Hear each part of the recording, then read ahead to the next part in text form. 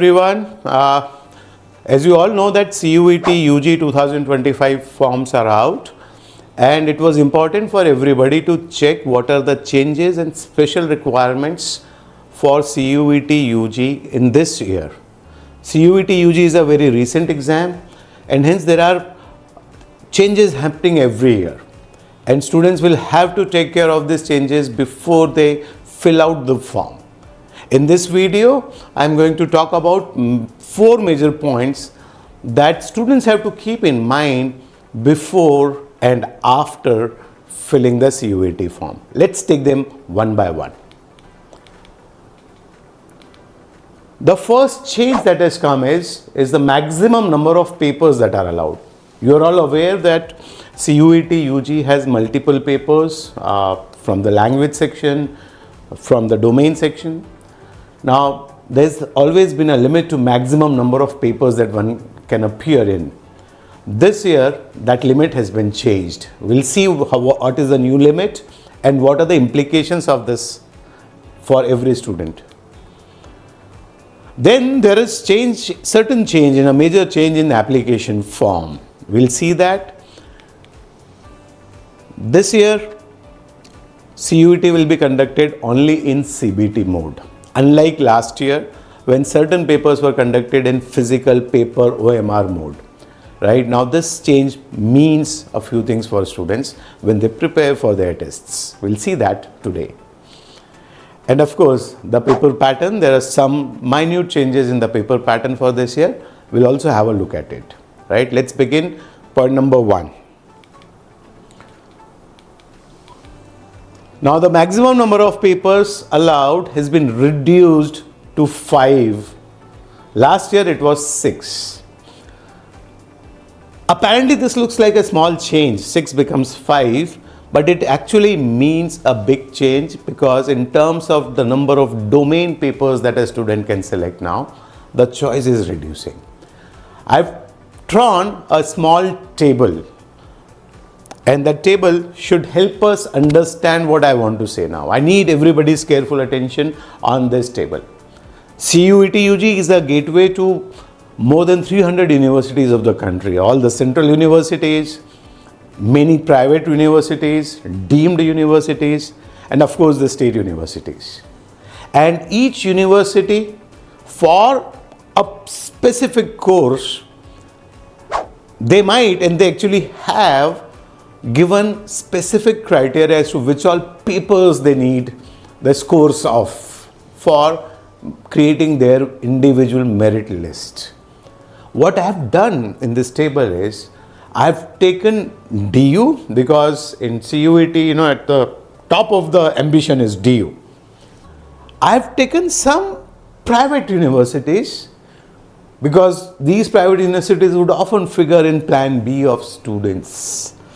And one particular state university, which is the DAVV, Devi Ahilya Vishwavidyalaya of Indore, because this is one of the oldest associate of CUET admission process, and especially in central India, one of the very sought after state universities.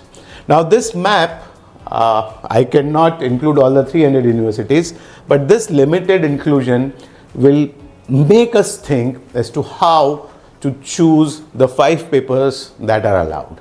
Now take a look at this. What this table, how it is designed is, let's say for DU BCom honors, if you want to apply, so there are 2 possible streams that you can take.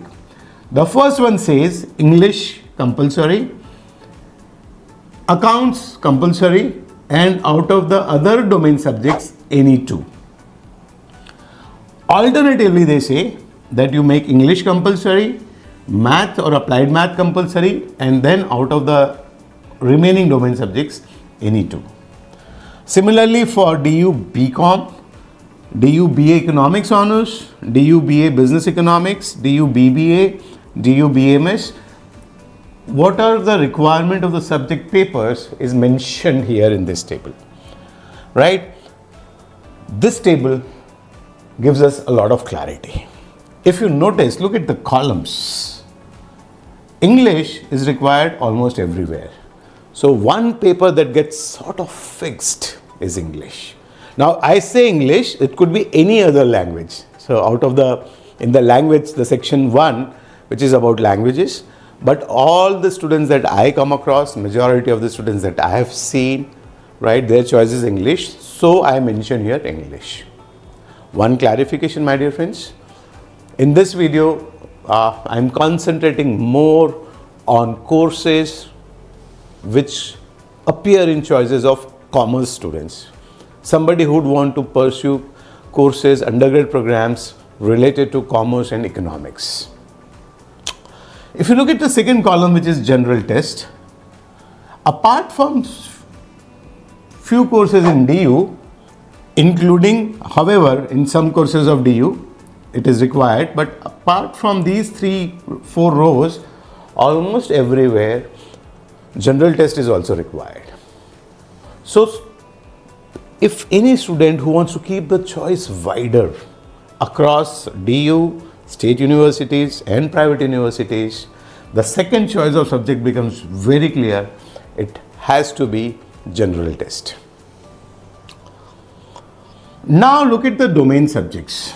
Among the domain subjects, specifically if you look at math or applied math, there are certain number of courses which have mandated requirement of score from the maths paper or applied math paper. Sort of becoming compulsory now.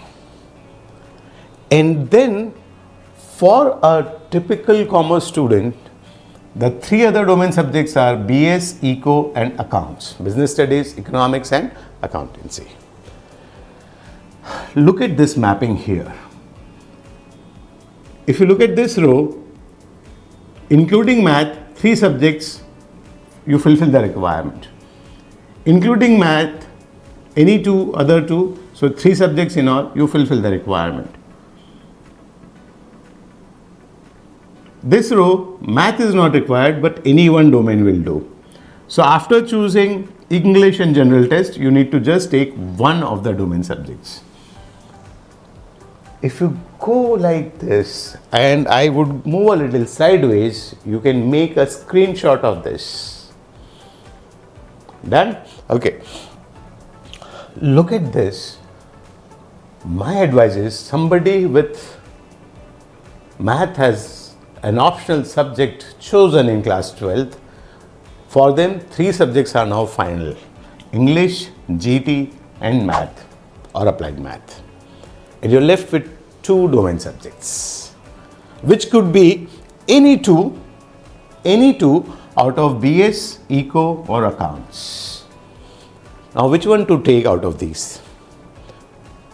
Now here comes a small twist.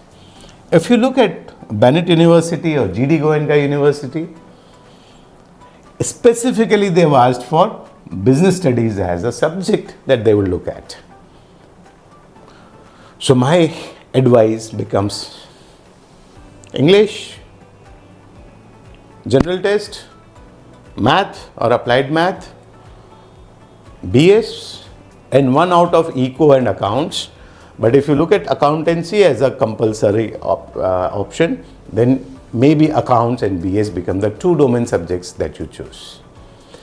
In case you're not thinking of applying to these places, then you could choose any 2 out of accounts, BS and Eco. So you could go for accounts and Eco, or you could go for accounts and BS. Take a look closely, my dear friends. This year, you're allowed to appear for maximum 5 papers only. The second important aspect of CUET 2025 is the major change in application form. Incidentally, this year when they came out with the form, unlike the last 3 years, there was no section in the form to choose the university or courses. That means through CUET, if you wanted to apply to some X number of courses in Y number of universities, you had to declare it upfront in the form itself. That was the process till last year. This year, they have done away with it. So now CUET is just about exam, papers, appear in exam, get a scorecard, But most important, apply to each and every target university separately. So while this change reduces your load during the form filling, it does not remove your load of planning your universities and courses right now, because two major aspects to be taken care of. Your target university and courses will help you determine the 5 papers that you have to write, the one we saw previously. And your target universities and courses will require you to start monitoring the websites of these universities and courses for application process. Let me remind you, you will have to apply to each university of your choice separately. Applying to CUET for exam for the test is one, and applying to number of universities that you want to take admission in is a separate, different process. And you will have to keep checking the websites of all these universities and apply whenever the forms or the process begin.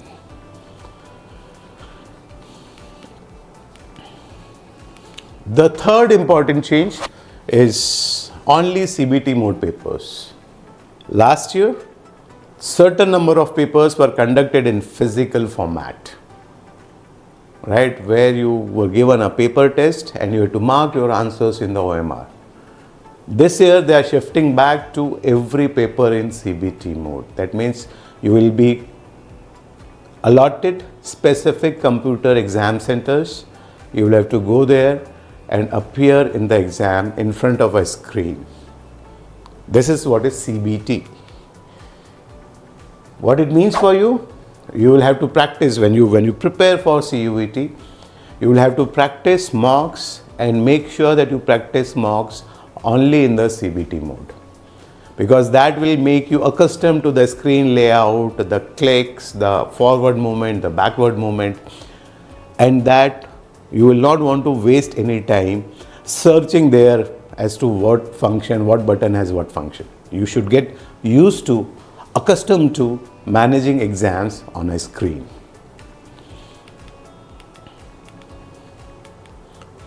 Last one is about the paper pattern.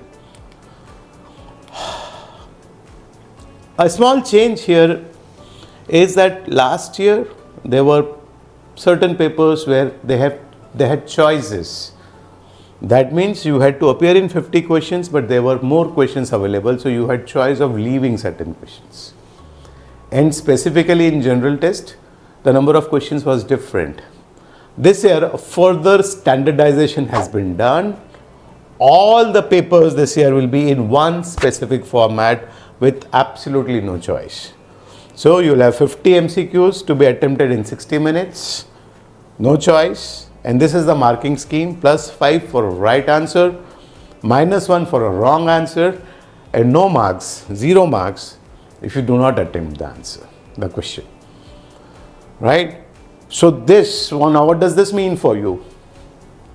It means that please do not make the previous year paper as the basis for your strategy of this year. Make your testing strategy as per the standard pattern disclosed this year. I hope there was some useful information for you.